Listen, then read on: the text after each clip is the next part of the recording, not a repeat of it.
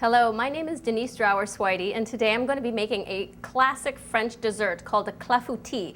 Now, typically this dessert is made with black cherries, but I'm actually going to use plums. And first thing I'm going to do is prep my plums, and I'm going to, so you can see that I halved them.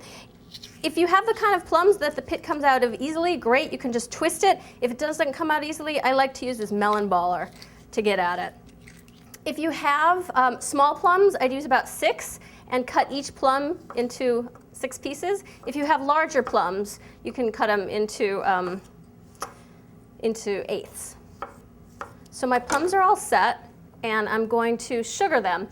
There's ½ a cup in the recipe. I'm going to take a ¼ cup early and put it in with the plums. I'm going to macerate the plums, and you can just give that a toss while you're prepping the rest of your dish.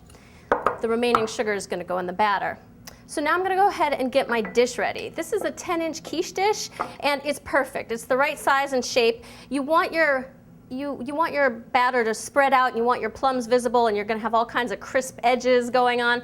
If you want, you could probably use another pan, but the volume on it's important. You're going to get about 3 cups of batter and plums, and it's going to rise another couple of cups. So whatever you use should probably hold about 6 cups total. So I've added my melted butter, it's about 3 tablespoons, and I'm swirling it around to get the edges ready.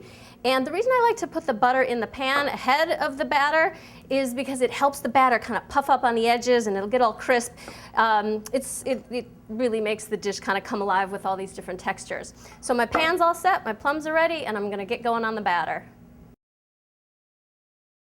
So we're ready to get going on the batter. I love to use a food processor for this batter. It's a pretty thin batter, and by using the food processor, you actually eliminate the possibility of big flour chunks in the middle of your batter. If you don't have a food processor and you want to make this recipe, it's not going to be a problem.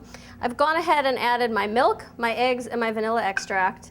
I've got the rest of my sugar and my flour and my kosher salt. So what I'm going to do is I'm going to pulse 10 times, 1 second each. 2, 3, 4, 5, 6, 7, 8, 9, 10. And if you did get lumps, you could always strain it through a strainer. Not a big deal. So that's it. That's pretty quick. I'm going to go ahead and put my macerated plums into the pan. Give them a good stir. Get all the juices in there. And go ahead and put them in and spread them out. This is a classic rustic dish. It was not meant to be a beautiful tart where everything is shingled and layered. And so you can go with the French rustic look. It's originally from the Limousin region of France, which is in central France. And as I said, cherries was the classic fruit of choice, but this dish works great with any seasonal fruit, as long as it's on the harder side. So apples, pears, blackberries, blueberries. If you're serving it to adults, you could steep the fruit in some cognac ahead of time. That would be completely appropriate, maybe for an hour. Peaches work great, so really you can go with the seasons on this one.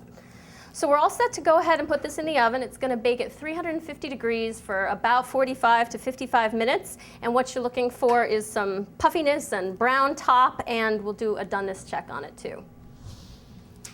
Check this out. It went for about 50 minutes. It is brown, it is bubbly. I'm going to do a doneness check with a toothpick just to make sure that the eggs are cooked. Yep, it comes out clean. So if you want to, you could cut this into slices. I'd probably let it cool on a wire rack for about 15 minutes to get a good slice out of it. I like to garnish with some confectioners sugar, and you can just dust some right over the top. Don't do this until you're just about ready to serve, though, because it'll start to dissolve.